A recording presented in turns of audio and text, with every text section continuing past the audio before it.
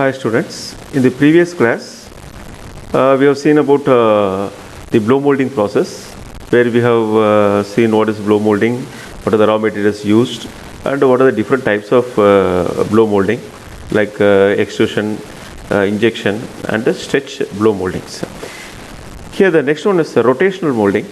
See, this rotational molding plays a vital role in manufacturing hollow shaped products which is normally of a huge size. So the raw materials here used are in form of fine powder.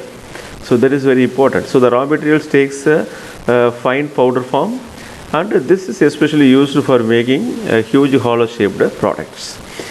If you observe this schematic representation of the rotational molding, we have 4 different steps. First one is charging. See, I will just say, I will come to this demolding part here. This is what the final shape what we require, for which you see the charging is taken place in a container or a barrel. That barrel will have the internal shape which is equal to the outer shape of that particular product what we are going to manufacture. So this is the bottom part, and this one is the topmost part. So here charging, the first step, the charging is done. Charging is nothing but placing the plastic powders or the polymer powders inside this barrel. So it is attached to a rotary table where it has a provision to rotate it, and this speed can also be varied. And once the plastic powder is charged inside this, again it would be covered with the top layer or top cover, and the powder is heated up using heating elements or some temperature supplying arrangements, and this heating is taken place, and after it is heated up, these powders are melted, and once the table is rotated, what happens, this molten powder, the molten raw material will get into the surface of this internal surface of this particular barrel. So as you can see in this particular third picture, so it takes, once it takes this shape, then it is allowed to cool. So this shape will be obtained by rotating the table so that it would be sprayed. This would be sprayed on all the walls of this particular internal walls of the container or barrel of the original shape of what we require. And once it is allowed to cool, then it gets solidified, and we can remove the top cover and we can demold this product. So this is how this rotational molding works. Some important process parameters in this rotational molding are heating cycle. That is very important, because at what temperature this powder will get melted, and at what temperature it has to be sprayed on the walls of the container, etc., is, and when it has to be cooled and when it has to be demolded. All this will be depending upon the heating cycle and the fusion time and its ratio.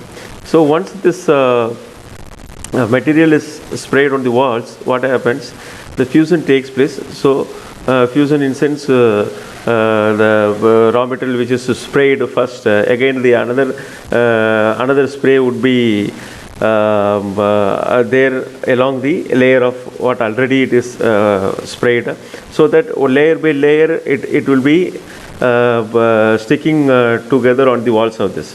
So all these layers should have some fusion. So this fusion is allowed for a certain time, and the ratio has to be maintained. And the rotational speed is very important to have a uniformity in the wall thickness or in forming the shape of the product. And the cooling time, once before getting cooled we cannot take, so it will deform the shape. So the cooling time is also very important, so that once the cooling process is completed and the product is completely solidified, then only we can demold it and we can take it out. And the wall thickness. So these are the important parameters which we need to consider in the rotational molding. Next one is the transfer molding. So this transfer molding is what you say, when you go for mass production, we can go for this transfer molding. So you can see these various diagrams. In that, the first one, this is what the mold what we are going to use it for transfer molding process. And this figure A denotes molding molding compound. So that is here the raw material which we are going to place it in this particular area. And there are sprue pins. This sprue bush. Through this sprue bush only, this raw material, after getting melted, it will slowly get into this.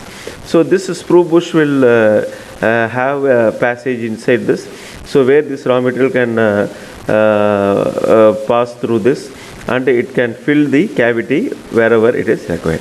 So in the diagram B, this raw material is forced under pressure when hot through an orifice into a closed mold. So these molds are called as closed molds.